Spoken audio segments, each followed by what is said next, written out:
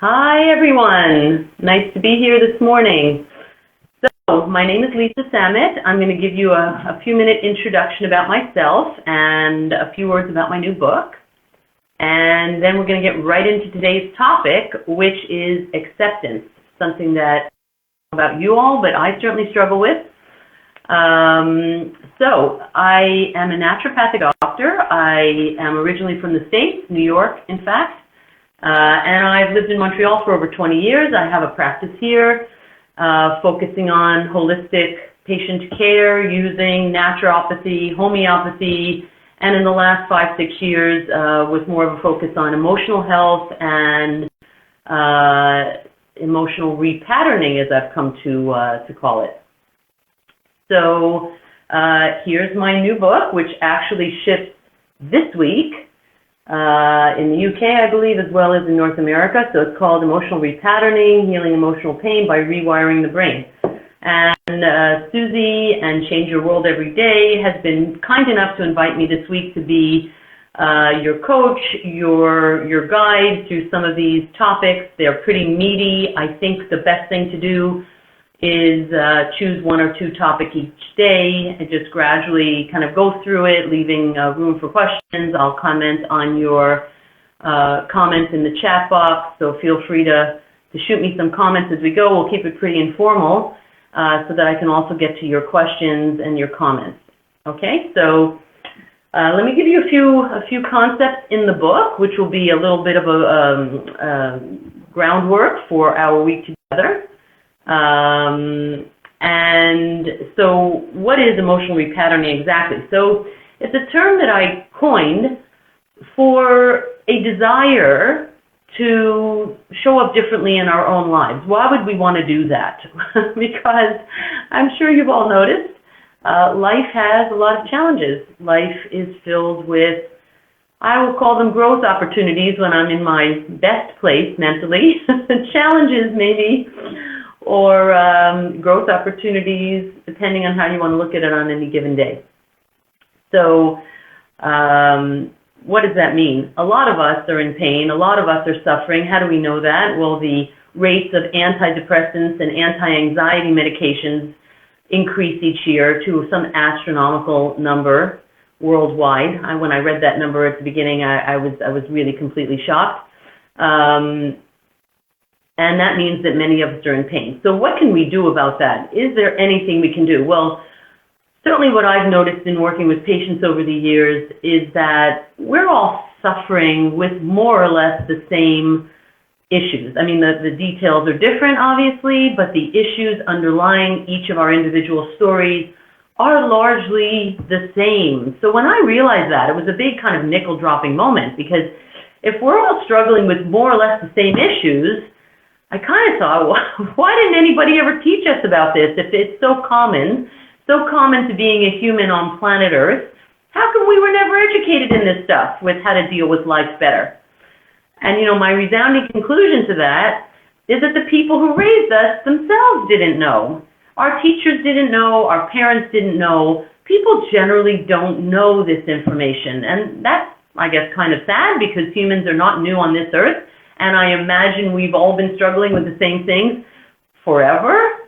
But when it became obvious to me that all of the issues that we struggle with could more or less be streamlined into what I call 8 thinking traps.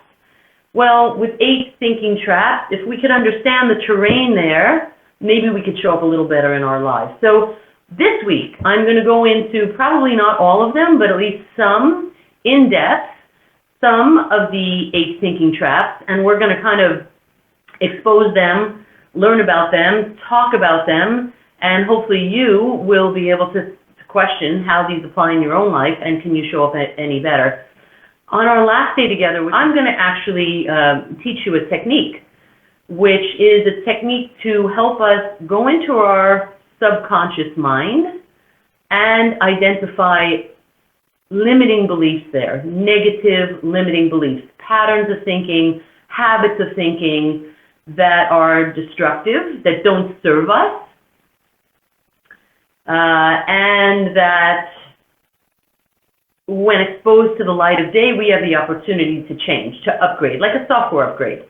Okay, so in the book, we have 8 thinking traps, some of which we will talk about this week, and then at the end of it, we're going to teach you some techniques which are incredible techniques. I mean, simple, easy to do, and powerful.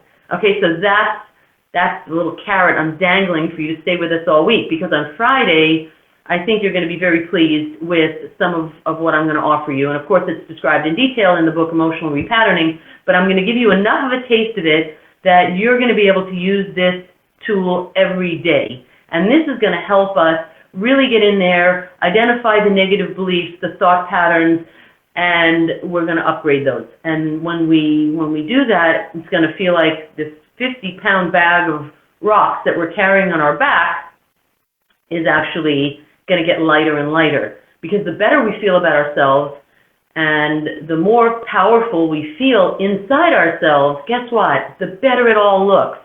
And we're going to talk about that when we talk about the thinking trap called responsibility. But for this moment, let's come back to the topic of today, which is acceptance. So what does it mean, acceptance? It's a whole chapter in my book, and the little kind of quote that I put in under that chapter is the following: the gap between how things are and how we think they should be is equal to our suffering. So when you really think about that, the difference between how reality is and how I think reality should be, the gap between those two things is my suffering. So when we understand that equation, we can kind of realize that I'm not going to change reality. So that only leaves one thing left, which is how I think things should be, right? If there's 2 parts of the equation and I can't change one, well, I can change the other. So how I think they should be, the more that I can close that gap and align how I think things should be with how they are, means I suffer less. In fact, if I can get all the way to thinking that things should be as they are, well, I'm not going to suffer very much, because I'm not arguing with reality. I'm not arguing with life. I'm not arguing with how people are, how situations are. You know, honestly, if I would just tell you this is the very hardest one for me, there are 8 thinking traps, and I think to this day I still struggle with this one the most. Why is that? Because I keep thinking that people should be different than how they are. I think things that are happening shouldn't be happening that way. They should be happening another way. And every time I argue with life, guess who loses? Me, not life. So, when I realize that I'm suffering because I'm arguing inside my head with how people are or how things are, wow, I can click into, you know what? Everyone and everything is exactly as it should be. How do I know that? Because that's how they are. And it sounds actually ridiculous, like circular logic, like almost too simple. But isn't that life, right? When we realize we've hit upon something simple, we're probably there. We're probably right. Life is actually not complicated. We complicate things. So when we realize we're complicating things, we can say, what's simple? Things are this way. People are this way. Who am I to argue with any of that? That's the way it is. Why don't I just align myself with that's how it is and reduce my suffering? Yes, it's that easy. So I would invite you to look at all the places in your life where you're arguing with yourself inside your head. He shouldn't be that way. She shouldn't have said that. My boss shouldn't be that way. My husband shouldn't be that way. My girlfriend shouldn't have done that. I shouldn't have this problem. Well, guess what? Wrong. We're exactly where we need to be with the people and the situations that we need to be with. How do we know? Because we're there. Okay, so, try to chew on that and see what that means to you. So Roy is saying his expectations of people is the primary cause of my suffering. Yes, me too, Roy. Me too. So when you realize you're doing it, you have the option to say, I can stop that. I can stop that argument. I can say, you know what? She's exactly the way she should be. It may not work for me, that's fine, but I can't change her, and who am I to say anyone or anything should be different, right? So one of the ways people struggle with this word acceptance is that people think acceptance means liking. That's not true. I can accept someone, I may not like them. I can accept my situation, I may not like it. Okay, so maybe that helps. I can accept everything as it is and not argue with myself that it should be different. But I can also acknowledge that I don't like it. Well, yes, I'm not saying stuff your emotions, not at all. This is how it is, and I don't like it. Great. That feels to me on much more solid ground. If then I want to say to myself, okay, I don't like it, well, then what do I want to do to change it, right? When we accept things, it doesn't mean we like them. When we accept things, it doesn't mean we can't change something, right? Acceptance doesn't mean sitting on my couch with a bunch of chocolates or even worse, a pina colada and zone out and watch Netflix. I mean, that could be fun, but that's not what we're talking about with acceptance. We're talking about three things. One, stop arguing with reality. Two, I'm going to say I can accept it even if I don't like it. And three, if I don't like it, well, how can I show up better to change something in the dynamic so I like it better? If it's not working out because I don't like my boss and they haven't promoted me even though I've done all good work and they don't pay me enough, and all the arguments I have and I'm constantly arguing and not accepting, so what does that look like? I can say, okay, I accept it. This is the job. They don't promote me. They don't recognize me. They don't see my worth and value. I accept that that's how it is. I accept that this is the nature of this job. Then I can say, you know what? I don't like that. I accept it, but I don't like it. And then I get to go to, okay, if I don't like it, do I have any leverage here? What can I do to change something? What can I do to make a change so that I'm happier, that I like things better? Okay, well, there's my sphere of influence. There's something I can actually do. But it's coming from a better place. I'm not fighting with reality. I'm not arguing with what is. I accept what is. And I realize what is doesn't work for me. Okay, wow. Now what do I want to do with that? Okay, so it just feels really different, right? It's not disempowering to accept something, right? It can be very empowering, but we come from a place of not being angry, not arguing with life, accepting life and saying, okay, now what do I want to create for myself from this clear-headed understanding of how things are. So yes, acceptance is huge. Acceptance is huge. It takes away all the arguing, all the mental gymnastics that we do, right? It just takes all the steam out of the thing. And it's like, okay, I accept it. I don't like it. I have choices. Maybe I choose not to make any changes right now because there are other aspects in my life that don't support upheaval. That's fine. You don't have to make a change because you realize that you don't like something, even though you accept it. You know, change has its own timing, divine timing sometimes, right? So we don't always decide to make a change, but we know that change is within our sphere of influence. Change is within our power. We can make a change if we want, when we're ready to do it. We can kind of put the building blocks of change in place and gradually walk toward change if change is too scary right now, right? But the idea is to empower ourselves and stop arguing with life, right? Arguing with life is a losing strategy. I don't know about you, but every time I've gotten into an argument with life, I have lost. If you have a secret, by the way, to that, I'm open to hearing it. So, you know, I'll give you a little analogy. You know, a friend of mine, who's a guy friend, has a wife that, you know, he's constantly saying to me, you know, can you believe she did this? Can you believe she said this? And I'm so frustrated, you know, why is she like that? Constantly arguing in his head and with his friends about her, how she shouldn't be like that. And, you know, one day, having been a good friend for a long time and listened attentively, I got kind of fed up and I said, you know what? Your wife is 5'6". You think she should be 5'9", but she's not 5'9", she's 5'6". Sorry, you're probably thinking that this is supposed to be in meters, but being in North America, I talk in feet and inches. So anyway, point being, if someone is 5'6", and you're arguing in your head that they should be 5'9", well, you know what? That person is never going to be 5'9". That person is 5'6".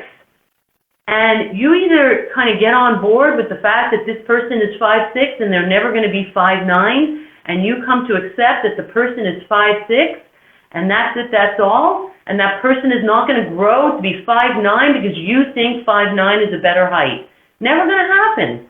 So what are your choices? First, you accept, person's 5'6". Then you get to ask yourself, okay, do I like people who are 5'6"? Maybe yes. Maybe I can say, you know what, I didn't realize. I accept it, and I actually like people who are 5'6". I'm good with that. But maybe you say, you know what, I don't like people who are 5'6". I like people who are 5'9". Now what? Okay, well then, you get to make some choices, right? Yeah, life knows best would be helpful if it just gave us the heads up. Well, you know what, I agree with you. But I find that life gives us plenty of heads up. We are often just not listening. We're so busy in our head with these arguments, right? These arguments about how things should be, that life is often giving us little symbols and guide points along the way, but we are not looking for that because we're so busy arguing with life. Any comments about that? Any comments about acceptance? Any comments about the struggles you might have with acceptance, or where you think you go wrong with acceptance? Or is this, is this news to you? Is this something that's interesting? Is this something that's helpful? Because, for me, when I understood that half of my misery, at least, was the fact that I am constantly thinking things should be different than they are, when I really got that, wow, that was huge. Because when I catch myself arguing with how different people and things and situations should be, and I'm just like, you know what, that's how he is, that's how she is, that's how it is. Well, the relief I felt about that was enormous. Then I just felt like, wow, now I get to make decisions about what I want to do. Okay, so some people think this is helpful. Just had this realization with someone, their behavior is unreasonable, but I've constantly wasted energy trying to change it. I let go at the weekend and feel so much lighter as a result. Me too. Me too. This works. Okay, this is a thinking trap. What is the difference between a thinking trap and a subconscious belief? Well, a thinking trap is more like in your conscious mental mind, right? These are thinking errors that we make. And when we realize the error of our conscious thinking, wow, we can just say, you know what? I'm not going to do that anymore. I'm too smart. I value my health. I value my happiness too much. I'm not going to do that anymore. This is a conscious decision. Super helpful, these 8 thinking traps of the conscious mind.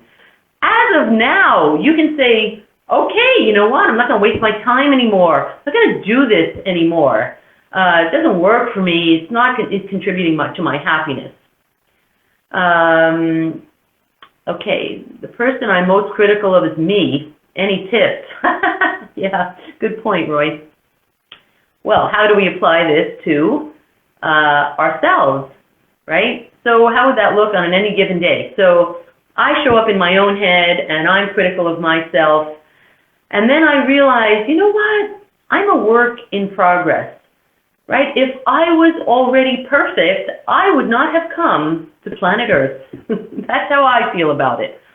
When we have evolved to the point of being perfect, we don't come here. Maybe there's another planet. Maybe there's someplace else. Maybe we just stay in this grand universe and float around as souls and try to help others. I'm not exactly sure what that looks like. But what I am sure about is we don't come to planet Earth if we're perfect. Okay, Earth is a school. We come here when we need to learn and grow. So if I'm confronted with myself in an area that I don't do a good job, how dare I be hard on myself and self-critical? By definition, I'm here and in Earth school. So of course, I am not perfect. And of course, I don't know everything. And of course, I am here to learn things. That means that I don't do things right all the time. If you have kids, it would be the perfect example. If your kid comes home and the teacher writes a note in kindergarten that the penmanship isn't good or that the letters are written backward, do you scream at your kid and say, well, you know, your older brother in 5th grade is doing it perfectly. How come you're making all these mistakes? Of course we wouldn't do that. We would say, well, you know, the kid's in school. In school, we learn things. Nobody knows penmanship. Nobody knows the letters. They're not born with that knowledge, right? We go to school to learn various things, and we are taught, and then we graduate each grade, and then we get bigger lessons, better lessons, and we learn and we grow. Of course, we all know that. And what if Earth was a school in the exact same way? And we're here at whatever level we're at, whether it's kindergarten, elementary school, high school, university, PhD level, wherever we're at, we are taking on the task in front of us to learn and grow. Well, why would we yell at ourselves if that's the new paradigm? Right? Doesn't make any sense. Of course we're compassionate with ourselves. We're not supposed to learn certain things. That's why we're being confronted with those things, so that we can learn and grow. What is the benefit of the self-criticism? Nothing, as far as I can see. In my life, when I have been the most self-critical is when I have done the least good work, whether work externally or work within myself, right? When I feel bad about myself, I don't do a great job. Who would? If I'm constantly telling myself that I'm falling short, well, how am I going to show up for the next challenge? Not very well, right? What if I said to myself, I'm exactly where I need to be? In parentheses, acceptance. I'm exactly where I need to be, confronting exactly what I need to confront. I accept that it's all perfect. Now, can I do so with kindness? Can I do so with compassion? Can I do so with an open heart? And then won't I show up better? It's not about perfection. And if it has been about perfection for you, and it was about perfection for me, can we drop that bag of rocks at the side of the road? It's really heavy. The road is hard enough. Why carry, optionally, a 50-pound backpack? Doesn't make sense. That's our choice, right? Let's put the backpack off to the side. Drop it. You know what? I'm not perfect. I'm here to learn and grow. If I was perfect, I wouldn't have come. So when I'm presented with challenges or areas I fall short, what's the best thing to do? Think of the kindergartner. You give a big hug. You say, of course, sweetheart. Of course you don't know everything. You're at school to learn. So you're learning the letters. When we learn, we make mistakes along the way. That's fine that you made a mistake. All you need to do is show up with your best. That's perfect, right? It's perfect to show up with your best, not to be the best, right? Not to get it all right. Okay, what we want to do is show up with our best, which is an imperfect best by definition. Yes, Earth School. When we think about it that way, if we could actually embrace this idea that we have enrolled in a program at school, right? It's an 80-year course, give or take, right? Some of us get to stay longer. Some of us leave quicker. Let's call it an 80-year school. It's a long program, but it goes fast, right? We know that it goes fast. We're here to learn. That means we're not perfect. That means we're going to be confronted with opportunities to learn. We'll talk more about that in this week. But idea for today, acceptance, accepting me, who I am, accepting other people, accepting situations, knowing that exactly as it should be is exactly as it is, not arguing with life, closing the gap between reality and how I think things should be, right? When it's like this, I don't argue anymore. Now I get to move to, okay, if it doesn't suit me, where's my power? What can I possibly change about this situation? Can I move things forward a millimeter, a centimeter, a foot, a mile, a kilometer, right? Where is my sphere of influence? Okay, so I think that maybe we're going to end here. There's an expectation when we're adults we should know all the answers. I don't know where that comes from, but you know what? A gift we can give to our children is to tell our own children that we don't know all the answers, that we are also a work in progress. We may have more life experience than them, but I find with my kids, they're often a lot smarter than I am on some of these subjects. So maybe we're learning from them as much as they're learning from us. Okay, so blessings to everyone. I hope this was of some value. Have a wonderful rest of your day, and I will see you tomorrow live.